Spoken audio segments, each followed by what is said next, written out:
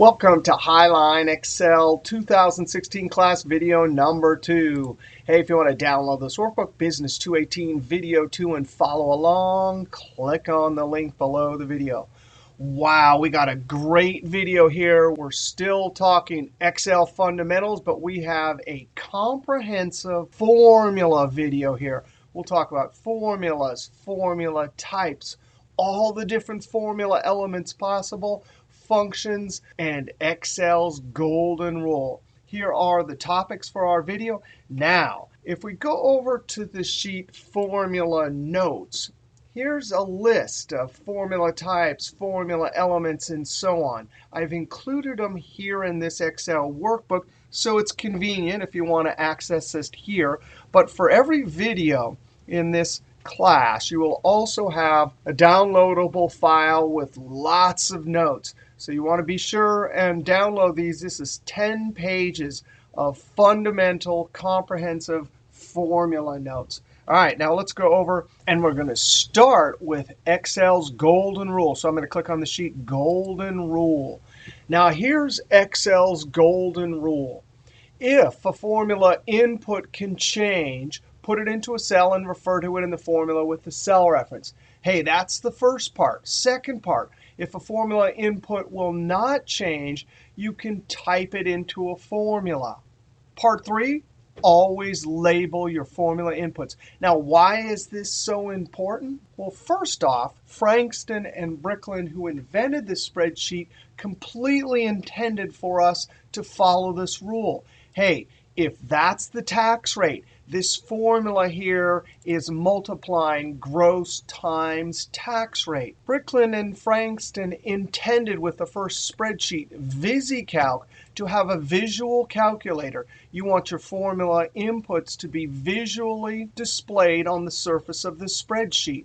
Here's the gross, here's the tax. That way, if you need to change it, you simply type the change into the cell, and when you hit Enter, instantly your formula updates. Now, it's not enough to just have the formula input. You always want to label your formula inputs. This documents the spreadsheet, not only for someone else who might use this, but for you. How many of us have type some numbers into a cells and come back next week and we're like, man, I don't remember what that is. So we definitely want to always label it.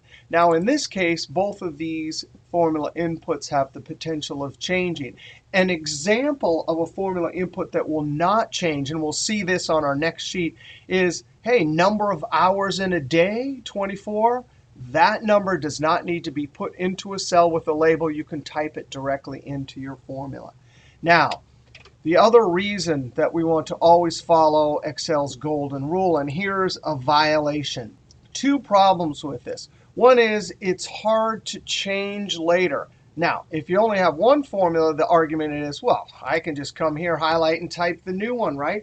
But not when you have 100 formulas in a spreadsheet model, and all the formulas have the values hard-coded in. Another reason to never hard-code values in is hard-coding values into your formulas leads to errors. Because if you have a spreadsheet filled with hard-coded values, they sit there invisible to the user. So even though things may be changing, you might not have some visual indication that there's a tax rate in here. And research has shown that a common error in spreadsheets is this hard coding. If you go read this article, this is a scary article about errors in spreadsheet and risk. And there it is right in the heart. They have this table compiling the different types of errors, and there is hard coding. Now, this article, if you read through it, many of the techniques and strategies and tactics that we learn in this Highline Excel 2016 class will help us avoid these types of errors. All right, so Excel's golden rule. Now, we want to look at a bunch of formula examples. So I'm going to click on the sheet Formula Example. Now, we actually have 15 examples, but before we start, let's go back to our Formula Notes sheet. In these 15 examples, we will see examples of the different types of formulas. You can have number formulas. That's a formula that delivers a number. Text formulas, that delivers text. Logical formula, that delivers true or false. We also have other categories for formulas. There are lookup formulas, aggregate formulas, and array formulas. We will see examples of all of these. We will also see from this comprehensive list of formula elements. This is a list of all the different things you can put into a formula. We will see examples of all of these. Of course, we can have the equal sign. All formulas start with an equal sign as the first character in the cell. Cell references, table formula nomenclature, math operators. Here's all of our math operators. And don't forget, here's our order of operation. That's in math how we calculate a math expression. We can have numbers and formulas if they won't change. Built-in functions like VLOOKUP, if, countifs. Function argument elements such as false or 0 in a VLOOKUP. Comparative operators. Here's our list here. Equal, not, greater than or equal to, less than, and less than or equal to. The join operator, ampersand, that can join things together. Text within quotation marks, and even array constants. All right, now we're going to go over to the sheet Formulas Example, and we have 15 amazing examples to illustrate all the different formula types and formula elements. Now, here's example number 1. Our goal is to calculate a monthly allocation. Here's the annual insurance, and I need a formula to tell me the monthly allocation. We'll do an equal sign. Every formula starts with an equal sign as the first character in the cell. Then I'm going to, with my up arrow, get a cell reference, math operator division, and I'm going to type a number into the formula. Hey, that's number of months. Since that will never change, I simply can type it into the formula. When I Control Enter, boom, there is my monthly allocation. Not only that, but notice we got a number answer, so that is a number formula. Hey, example number 2. Our goal is to calculate deduction for each employee. So we have a bunch of gross pays and 1 tax rate. Hey, we're going to make a formula. Equal sign is the first character. Left arrow to get my relative cell reference. Math operator multiplication. Right arrow, and I need to lock F15 down as I copy the formula. So I'm going to hit the F4 key to make that an absolute or a locked cell reference. Now, we don't need to worry about rounding here because we're never going to add these. And we'll see an example of when we have to round a little bit later in the video. But that's our formula. Control Enter. Hey, that is a number formula. I can point to that little box in the lower right-hand corner. That little box is called a fill handle. When I move my cursor, I see my crosshair or angry rabbit. I could double-click and send it down. Anytime I copy a formula down a column, I go to the last cell and hit F2 to verify that the formula is working.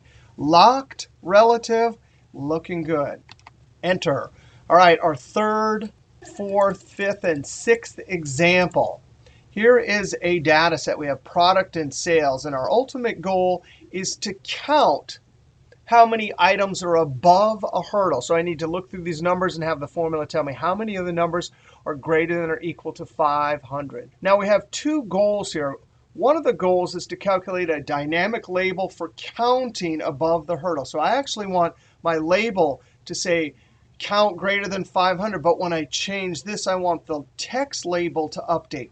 And we need our formula to calculate the number of sales above the hurdle. Now we're going to start with our label. Remember, I want a label that says count greater than 500.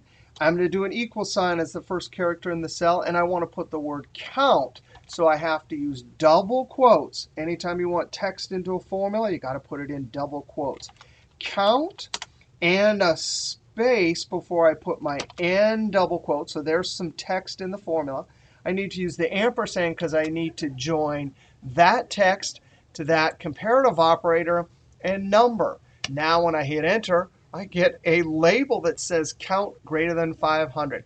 If I was to change this to greater than or equal to 550, I love it. My label is going to update, and so will my counting formula.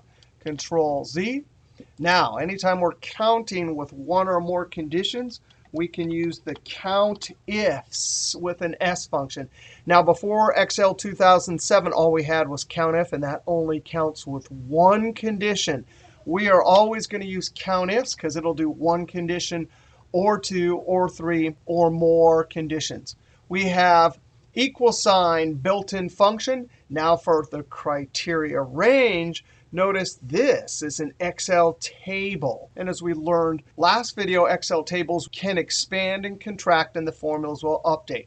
Now when I highlight sales, we get table formula nomenclature. Product sales, that's the official name of the whole table. In square brackets is our field name. There's the field name at the top. That's looking good, comma. And our criteria, notice we typed the comparative operator and the number into the cell. So I can simply click on it, and the formula will understand perfectly to count greater than or equal to 500. Close parentheses and Control Enter. So there is our count. There is our label. When I change this to 1,000, instantly both the label and our counting formula update. Now notice, and I'm sure you already did since we talked about it so much last video, this is aligned to the left, so Excel considers it text. Anytime you have a comparative operator and a number, it's considered text. But our formulas understand it perfectly. Not only that, but later in the class, we'll learn lots of other features that understand this perfectly.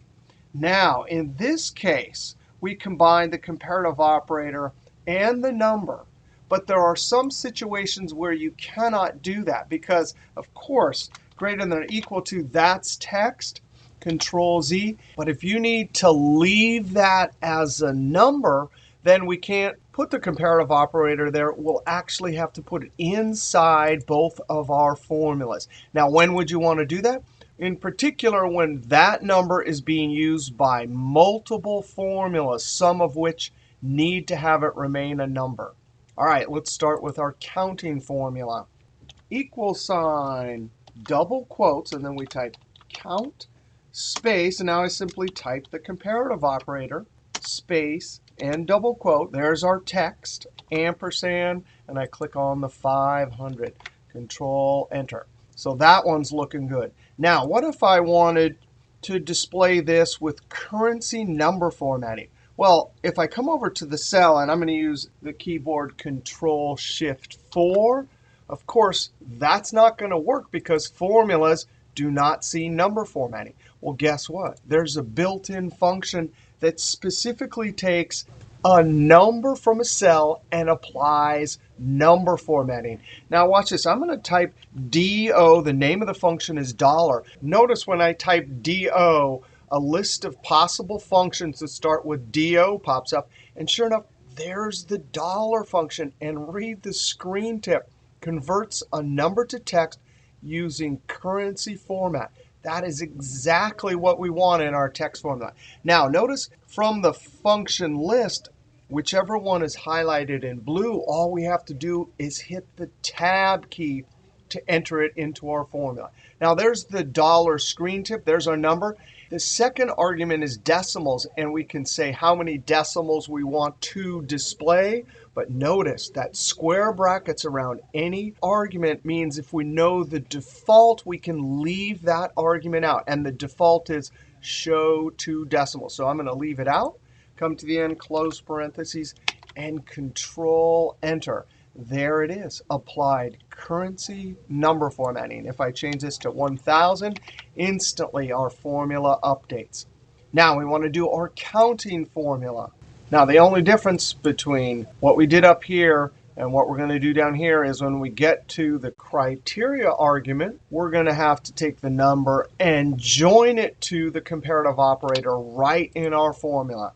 So you ready? Equal sign, the built-in function countifs. Now notice the drop down is not appearing because I didn't spell it right. And in fact, if you get to count and you want to use your down arrow key, you can select functions that way also. Tab, criteria range, highlight, we get our table name and our field name, comma. And now for criteria, I need to put the comparative operator right there and join it to this number. Now, whenever we're in countifs or sumifs or average ifs functions, and we need to join a comparative operator, we have to put that comparative operator in double quotes. So there it is, greater than or equal to in double quotes. Then I join it using the ampersand Shift 7, and I click on my cell reference. Now let's do a little test. I'm going to click on the argument in the screen tip, and instantly that highlights everything in that argument. And I'm going to evaluate this using the F9 key. And notice it shows us as text greater than or equal to 1,000. Same thing that a cell would do up here, but a cell doesn't use the double quotes. It aligns it to the left. Now I'm going to Control Z. I don't want to leave that. I want it dynamic. Comparative operator joined to cell reference. Now I can simply close parentheses, Control Enter, and there it is working. If I change this to 750, instantly our text formula, which is creating our label, and our number formula that's counting gives us the correct results. Now I want to hit F2 here. And notice something about this table formula nomenclature. It looks like I mistyped the name. I really don't want capital A. I want lowercase a. That's no problem. Last video, we saw how to create tables and name them. If I have my cursor inside the table, I can come up to Table Tools, Design. And right up here in Properties, I can actually highlight the name, and I'm going to edit this. Change capital A to lowercase, and when I hit Enter, instantly our formulas will reflect that change. All right, so for this formula 6th example, we had formula elements, equal sign, built-in function, table formula nomenclature or structured references, comparative operator in double quotes, ampersand, and a cell reference. All right, we want to go look at example 7 and remind ourselves of the VLOOKUP function. Hey, here's our data set, sales rep sales, and for each one of these sales, we need to either categorize it below par, par, or excellent. And we can do that using the VLOOKUP function using an approximate match. Now, the way approximate match will work is VLOOKUP will look up this number, and the first column of the lookup table has to be sorted from smallest to biggest. And VLOOKUP will take this number, and it's as if it races through the first column, and when it bumps into the first bigger one, it knows to jump back, get the below par, and bring it back to the cell. Now, what this means is that for this category, 0 all the way up to 3,000, but not including 3,000, will get us below par. Any sale from this column that's 3,000 all the way up to, but not including 6,000, will be par. And any sale that's 6,000 or above will get excellent.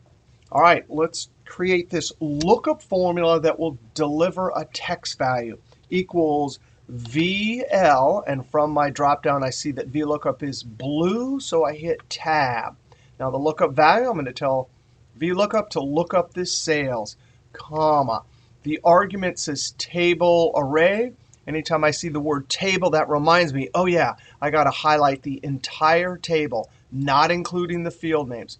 Now I want to lock this, so when I copy this down, it will be locked on the table, so I hit F4 key, comma. And now I get to column index. Column index tells VLOOKUP which one of the columns, 1 or 2, has the value I want to go and get and bring back to the cell. Since category is in the second column of this lookup table, I simply can type a 2 right there, comma. And for range lookup, I have the option approximate match or exact match. VLOOKUP can do 2 different types of lookup, and I have to tell it which one to do. Now, false would represent exact match, which means we're looking up a word. Approximate match is when we have numbers sorted from smallest to biggest, and categories like 0 all the way up to 3,000. Now, remember we mentioned that any argument that has square brackets means that if we know the default, we can leave this argument out. And since approximate match is the default, I'm going to backspace, and that will work. close parentheses, Control Enter. Double click and send it down. Go to the last cell and hit F2. I'm checking to see if the relative and absolute cell references are working. They're working fine. Now, here's something else we want to do. And this will help us learn about a new formula element. I'm going to hit F2. Now, what if our situation was that these numbers never change? They're always 0, 3,000, and 6,000, and we always have these categories. Well, that could mean that we could hard code this whole table right into our formula. The other thing is perhaps we're building a solution where we couldn't put the table into the cells next to the data set. In that case, we can hard code this table right into our formula using what is called an array constant. Now I'm going to click on the argument to highlight everything in that argument, and I'm going to evaluate this using the F9 key. That is called an array constant. Now, why is it called an array constant? Well, an array is a word that just means more than one item, so we have more than one item. And constant means it's not going to change. So we've hard-coded this table right into our formula using an array constant. Now, array constants always will be housed in curly brackets. Notice numbers are simply numbers. Text have to be in double quotes. And comma means go over a column. And semicolon means go down a row. Look at this. 0 below par, just as we had in our table. 0 go over a column to below par. That's what the comma means. I always remember column and comma start with the letter C. And then semicolon, notice our first record, we go down to the next row. So that semicolon means we go down to the next row to get to 3,000. All right, let's Control Enter. Double click and send it down. Now go to the last cell and hit F2. Sure enough, that is working. Now we could come over here, and I want to remove not only the content but the formatting. So I go up to Home, over to Editing, our Eraser button, and I can select Clear All. That clears formatting and content. I'm going to use the keyboard Alt-EAA. And just like that, it's gone, but our formula works perfectly. Now I'm going to Control-Z to leave it there as a trail of what we've done. Now let's look at this formula. F2, we have an equal sign, a built-in function VLOOKUP, a cell reference, an array constant, and a function argument element. That, too, needs to be there to tell VLOOKUP which column to get the value from. Escape. All right, let's go look at example number 8. This example will remind us of the if function. Now, our goal is to determine the bonus for each employee. So each employee has a sales amount, and they get a bonus only when their sales amount is greater than or equal to 3,500. And if that's true, they get a $75 bonus. Otherwise, they get 0. All right, let's come click in the cell. Equal sign, and they named this function smartly if. Now, tab, and the if function is great when you're putting one of two things into the cell. In our case, we're putting either 75 or 0. Now, in order to determine which one of those things to put in the cell, we need a logical test. A logical test is a formula element that evaluates to true or false.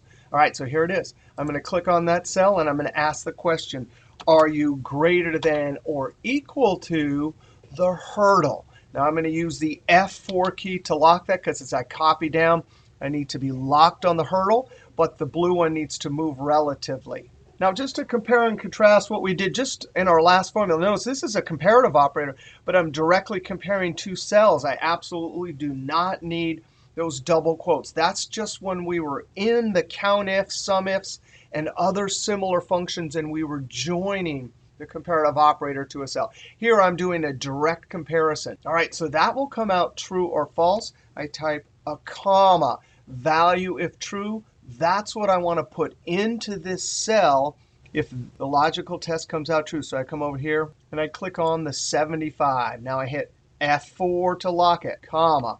Otherwise, the value, if this comes out false, what do I want? I want to type a 0. That number's not going to change, so I'm going to type it right into our formula. Close parentheses. Control Enter. Double click and send it down. I come to the last cell and hit F2. And there it is. Relative cell reference, and both of these are absolute. The if function did exactly what we wanted. Put either 0 or 75 into each cell. So in this formula, we have an equal sign. The built-in function if, relative cell reference, comparative operator, absolute cell reference, absolute, and a number hard-coded into our formula. All right, let's go look at example number 9. Now, our goal is to determine if debits equal credits. Now, notice, visually, we can see debits equal credits. But as we know, number formatting can be deceiving. So oftentimes, when things need to be in balance in accounting or when you're comparing subsidiary accounts to control accounts, you need to check to see if things are in balance. I'm not going to trust my eyes. I'm going to trust Excel's formula because remember, a formula does not see number formatting. So I'm going to click in cell E81, equal sign. Remember, that tells Excel we're doing a formula. I'm going to click on the debit. Equal sign, yeah, that's a second equal sign, but this time it is a comparative operator. I'm going to say, hey, whatever's in B87, are you equal to whatever's in C87? And when I enter, false. Yes, formulas do not get tricked by number formatting. And accountants and people balancing things have these formulas for this exact reason. That tells us that there's a problem and we need to investigate. So for example, I'm going to highlight all of these and use the keyboard for the general number format, Control-Shift, grave accent, or tilde. And sure enough, someone decreased the decimals. And as we look through and compare debits and credits, sure enough, this one right here, we had $100.49, and over here we had $100.50.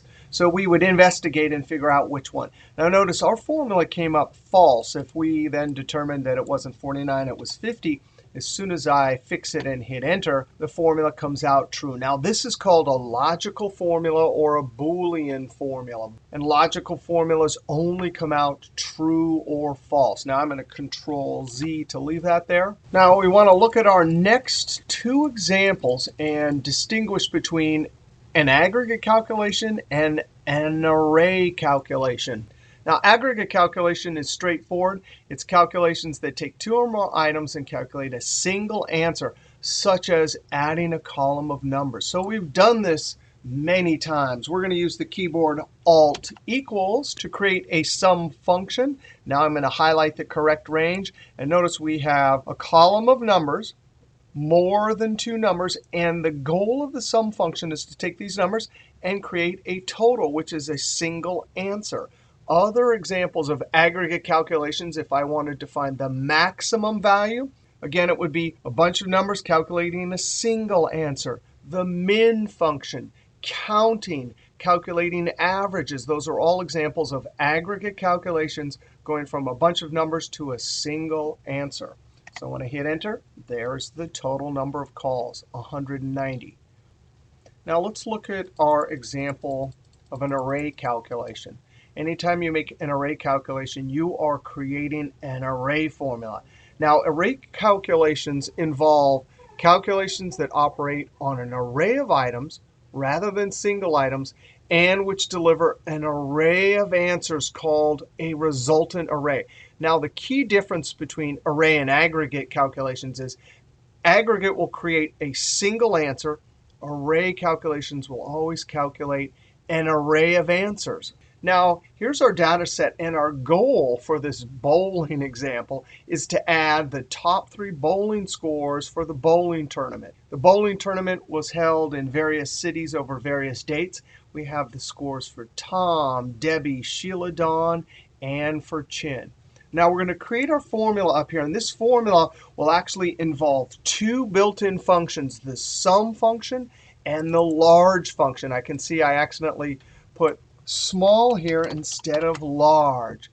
Now, we'll start off by looking at the large function, and this large function will be part of our array calculation. So in this cell, I'm going to type equals large and then hit Tab. Now, large simply in the array argument takes a bunch of values, comma, and the k simply means which large value do you want. Do you want the first largest, second largest, third largest? If for k I put a 1 and then enter this, this would actually be exactly like the max function. It would give us the first biggest value. F2, if I change this to 2, it gives me the second biggest value, F2. And if I changed it to 3, it would give me the third largest. Now, F2, what we want to do is we don't want to make an aggregate calculation. Right now, with a 3 in k, we're making an aggregate calculation, right? We're looking through all of them and delivering a single answer. Well, watch this. Remember, our goal is to get the top 3 and then add. So we're going to use an array constant. We just learned about this a couple examples ago. So I'm going to put open curly bracket 1, comma 2, comma 3, and close curly bracket. That is an array constant. In the k argument, we are making an operation not on a single item, like if we had 1 or 2 or 3. We're making an operation on an array of items. By putting an array in here, we're telling large to deliver 1, 2, 3 values simultaneously. Now I'm going to click at the end, and I want to evaluate this. Actually, before we evaluate it, if we hit Enter, it wouldn't work because that cell can't display all 3 values. But F2. Let's evaluate this using the F9 key, and sure enough, that's the resultant array. First, second, and third largest values. So our array operation involves putting an array of items into k, which forces large to spit out an array of answers. Now our goal after we perform this array operation is to add. So now we're going to wrap the sum function around it. The sum function will take that resultant array and now do an aggregate calculation. So there's adding the top 3 scores. When I copy this over, now we've added the top 3 scores for each one of the bowlers. Now let's look at this again because there's 2 different calculations. We put an array of items into k. That forces large to spit out an array of answers, the resultant array, which gives us the top 3 scores for chin. And then the sum function does an aggregate calculation by adding. So for this formula element example, we have an equal sign, the sum function, and then nested inside the sum, the large function, a relative range of cells, and an array constant. We also see an example of what is called an array formula. Anytime you have an array calculation in your formula, it is called an array formula. All right, I'm going to hit Enter. All right, our next example, we want to talk about how Excel calculates formulas, called the order of precedence in Excel. Now, normally, when we do math formulas, we do everything in parentheses first. Then we do everything in exponents. Then we do multiplying and dividing left to right and adding and subtracting left to right. But look at all these extra steps that Excel has to consider when it's evaluating a formula. Now, let's look at some of these. Parentheses come first, but then reference operators. Now, this is not something we really need to worry about because reference operators mean something like a colon. Of course, internally, when Excel calculates sum of A1 colon A4, it has to evaluate that colon to get all the numbers in this range. Similarly, reference operator comma, we're certainly allowed to put multiple ranges into aggregate functions like sum, max, min. So of course, it's going to have to evaluate that and then use the comma to evaluate this, get all the numbers, and then dump it into sum. Now, the intersection operator is something we will never see. It does two-way lookup, and we will learn a much better way to do two-way lookup than the intersection operator. Negation is number 3 on the list. This is sometimes called a unitary operator because if we have minus 2 caret 4, that means raised to the 4th, it's definitely not going to do the exponent first. It's going to consider this 2 a minus 2. So actually, that is an operator, right? It's minus, and it gets evaluated or calculated before the exponents. So after negation, comes percentages, Excel, if you were to type a 1% into a formula, it would actually have to calculate it to get to the underlying number. Now, we're never going to type percentages into formulas. If we did hard code a decimal like this, we would type it in as a decimal, not as a percentage. But if you did, it would have to calculate number 4. Number 5, we finally get to exponents. Exponents simply mean 3 exponent 2 or 3 caret 2. 2 is the exponent, so it means we have 2 of the base. So this makes this 3 times 3 equals 9. We are definitely going to sometimes have to do roots right here. Exponent 1 divided by 2 means the square root of 4. If it was 1 divided by 3, it would be the third root of 4. So exponents are fifth. Sixth is multiplication and division left to right, and then adding and subtracting left to right. And finally, look at this at the bottom, ampersand, and finally, dead last, the comparative operator. Now, why is knowing this order of precedence important for formulas? Let's look at an example up here, F2. Now, this formula, if we were to use this list right here, we could see the parentheses are right at the top, so it would calculate the division. Then it would go to the exponent. And because the comparative operator is dead last, that happens last. Now, why this is important is because oftentimes people will waste extra typing and characters in their formula to force this to happen before our comparative operator. But if you're aware of how Excel calculates, of course, we do not need those parentheses. Now, I'm going to Control-Enter, and let's evaluate this. Formulas, formula auditing, evaluate formula, or Alt-MV. And let's see how Excel actually calculates this. Sure enough, the underline is doing inside the parentheses first. Enter. Enter. And now the exponent comes next. Enter. And finally, because the comparative operator is calculated dead last, we're asking the question, hey, is 2 greater than or equal to true? So finally, the Boolean answer or the logical formula conclusion, it's true. All right, I'm going to click Escape. All right, so throughout the class, we will consult this list when creating formulas. All right, example number 13, we have to talk about steps in finding errors in formulas. Here are 4 very useful steps. Now, here's our formula. We're trying to count how many Carlotas over here. Or we could see with our eyeballs, there's 2. How many quads? It looks like there's 2. How many triflies? It looks like there is 1. All right, so step 1. We always have to look at the formula, and I'm going to hit the F2 key to put it in edit mode. These color-coded ranges and cell references are called Range Finder. It allows us to visually see the blue one is the range and the orange one is the cell reference. Well, since this is step 1, we're looking to see, do we have the correct range and cell reference? So we definitely have the correct relative cell reference there, but we can see that our range is incorrect. Now we're going to fix this. I'm going to point to the corner and click and drag to extend to the full column. Now we have our correct formula. Control-Enter, double-click and send it down. All right, so we still don't have the right answer, so we go on to step 2. Now, evaluating is using Formula Evaluator. I'm going to do Alt-MV. And we can step our way through, Enter. So Carlota looks correct, and Enter. Well, that doesn't do much good because it just gives us the answer. F2, another way we can evaluate is to highlight parts of the formula and use the F9 key. And sure enough, look at that.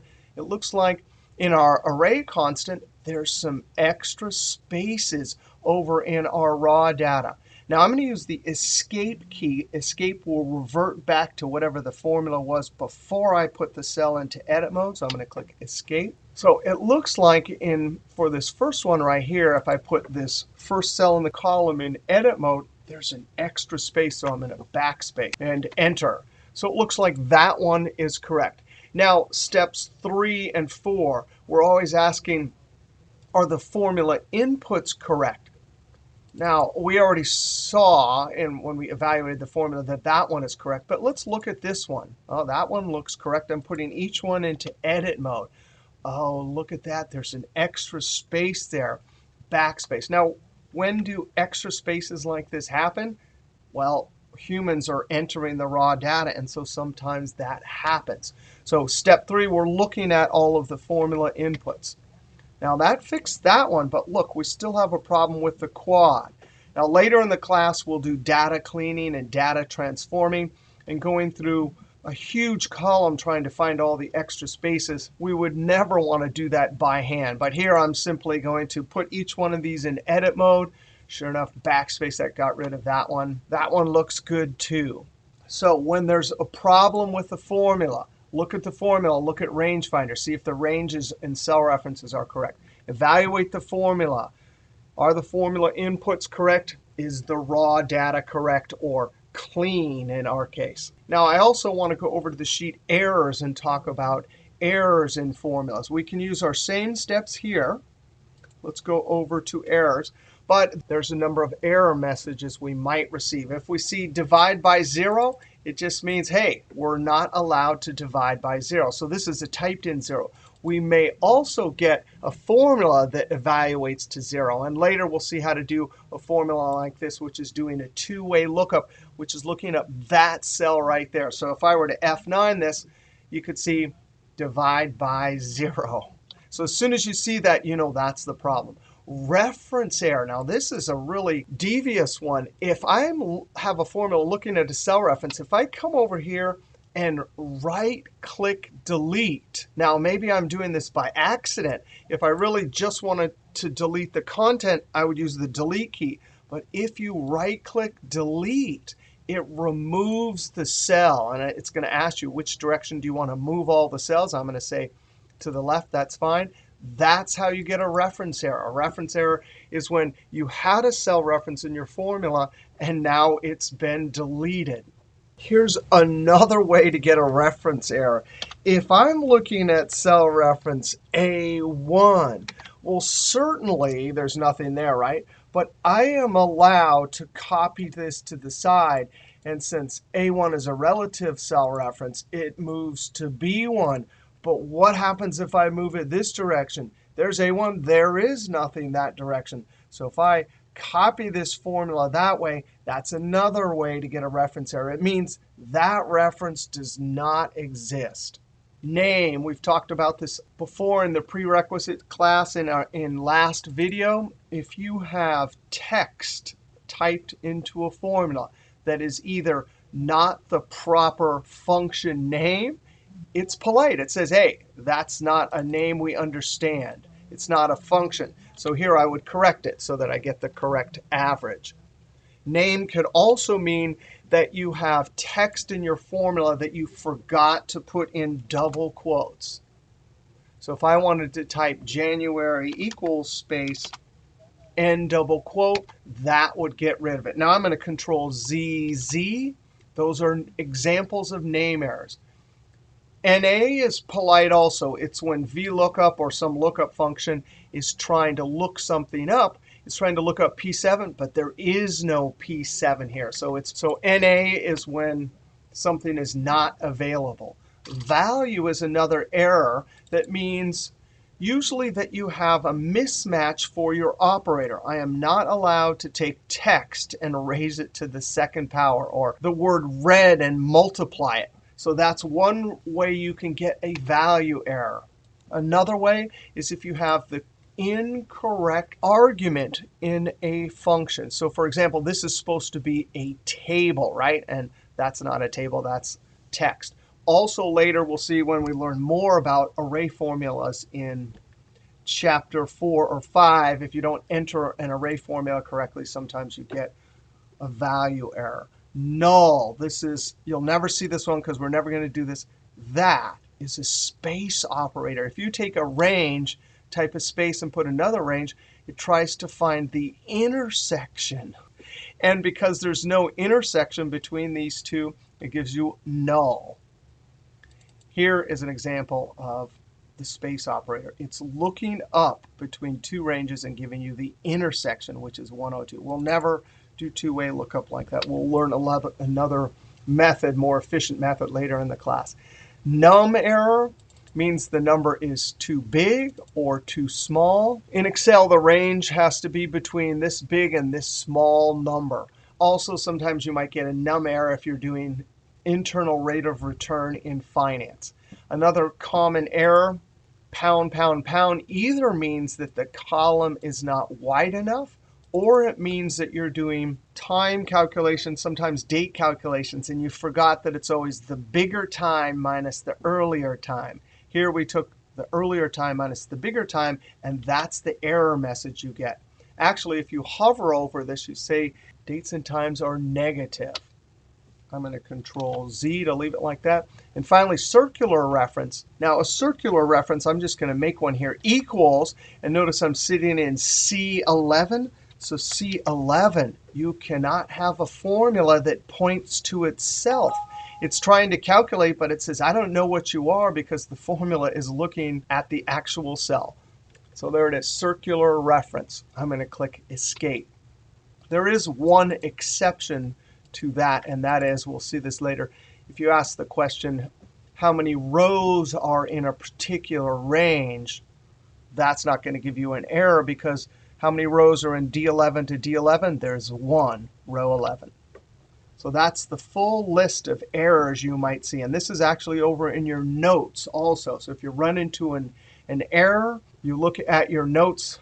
That's our PDF file, right? So if I go over to the PDF file, error message, I click over here, and there it is. So that is for you over in your notes. All right, we want to go back over to formula examples. And we want to scroll down to look at example 14. We have to learn when we must round. Now, we did this in our prerequisite class, so you should already know this.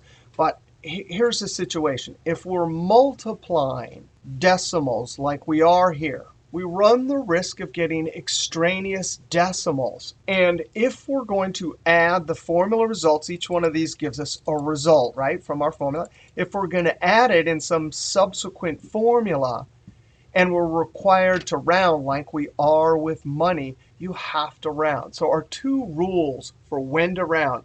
You are required to round like with money, and you will use the formula result in subsequent calculations.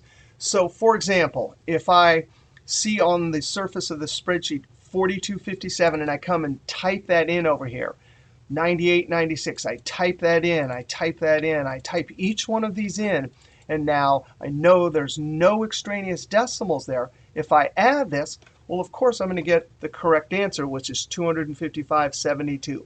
But here, we have a calculation. We didn't round it. There's the potential of having extraneous decimals. So when I add, the formula is not looking at number formatting. It's looking underneath at the unrounded number. So we run the risk of adding and getting the incorrect answer.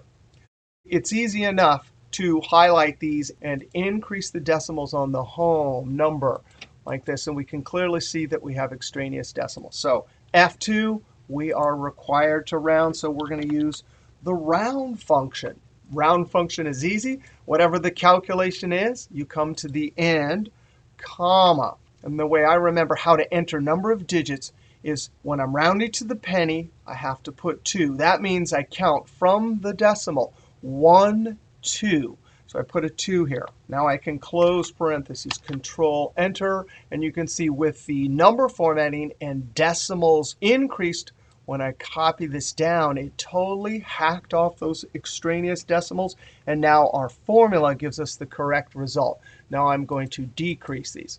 By the way, if you are using the round function, here's a little list. But the way I think of it is that second argument in round, if I'm rounding to the penny, notice I go 1, 2. And so I put a 2 there. But if I needed to round to the dollar, like sometimes for income taxes, well, if this is 2 and this is 1, this would have to be 0. Similarly, sometimes you're required to round to the thousands position, like in financial statements. So if this is 2, 1, 0, this would be -1, -2, and -3. All right, and always remember that formulas calculate on the underlying numbers, not the number formatting. So multiplying or dividing decimals and you're required to round, I would be using the round function because we want the correct answer in our subsequent formula. If you have an invoice or doing payroll or something like that and you're a few pennies off and your client or your employee detect that, then they don't trust your ability to do calculations. All right. Our final example, we want to end on an easy one and talk about 3 different ways to put cell references into formulas. Now, our goal here is to take gross pay and subtract total deductions. One way to do it is to type the cell references. So I could type an equal sign, and then it looks like C189, C189. And as soon as I type the correct reference, I can see the range finder minus, and it looks like F189. Now, the drawback to that, of course, is that you have to look and figure out what the cell reference is. The other drawback is you may have errors. The reason that you might want to do it sometimes is sometimes your formula is hanging over the edge of the cell, and you can't quite get to the cell reference with your mouse. In general, I do not type cell references into the formula because using the mouse or the arrow is usually more efficient and more accurate. Hey, but when I hit Enter, that works. A second way to put cell references into formulas is to use your mouse. Now, I want to notice something. I'm going to delete this just to start with nothing. Now, I want to look down here to the status bar and notice something. This tells us something about formula edit mode. Ready means, hey, it's ready for you to create a formula. As soon as I type an equal sign, notice now it says Enter. That Enter means I'm allowed to go and get cell references with my arrow keys or mouse. And that Enter means once I'm done, I can hit Enter. So now I'm going to use my mouse. And notice if I click on the wrong cell, as long as the dancing ants are still moving, I'm totally allowed to edit it.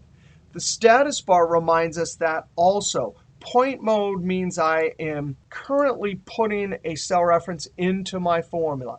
Now I'm going to type subtraction, and I'm going to click on total deductions. Now, when do you want to use your mouse? In particular, if the cell reference is far away, then it's usually faster and more accurate to use your mouse. All right, I'm going to hit Enter, and we get exactly the correct answer. Now let's click Delete. We see that it says Ready. Type in an equal sign. It says Enter. Now I'm going to use my arrow key. So I'm going to left arrow, 1, 2, 3, 4. Notice it says point down here, minus. And sometimes in our formula, we start clicking around inside of our formula. Now, what does this do? Well, there's a hint down here in the status bar. That says Edit. That means your arrow keys are no longer allowed to hunt for cell references. Watch this. If I hit the left arrow key, oh, it starts moving through the formula. Now, sometimes that's really annoying because you want to use your arrow keys to get cell references. Now notice down here it says Edit, but if I hit the F2 key, it'll get me back to Enter mode so I can use my mouse. So I'm going to hit F2, and sure enough, you could see down here it's in Enter. Now when I do left arrow, I'm allowed to use my arrow keys to hunt for cell references. Arrow keys also like the mouse. If you make a mistake, right, you can just keep arrowing around until you get the correct cell reference. Control-Enter. Double-click and send it down. Go to the last cell and hit F2. That's looking good. Wow, this was a pretty comprehensive video about formulas and formula elements. We saw different ways to enter cell references. We talked about when we must round. We talked about finding errors in formulas. And we talked about how Excel calculates a formula known as the order of precedence in Excel. And then we talked about all sorts of different types of formulas and formula elements. We talked about array formulas. We talked about aggregate formulas. There's an example of a logical formula. We reminded ourselves about the if function, the VLOOKUP function. We even learned a new type of formula element, which we didn't see in the prereq class, an array constant. We talked about combining comparative operators and numbers, either directly in the cell or directly in the formula. And we saw a bunch of other formula elements. All right, now you can go over and do your homework. There are blue sheets. That has the descriptions. Do not look at the red sheets until you've completed your solution, but the red sheets have the answers. And for this video, there are 10 awesome homework problems. All right, next video, we will review data analysis features like sort, filter, pivot tables, and we'll even see some new data analysis features in Excel 2016. We'll take an initial look at Power Query and Power Pivot. All right, we'll see you next video.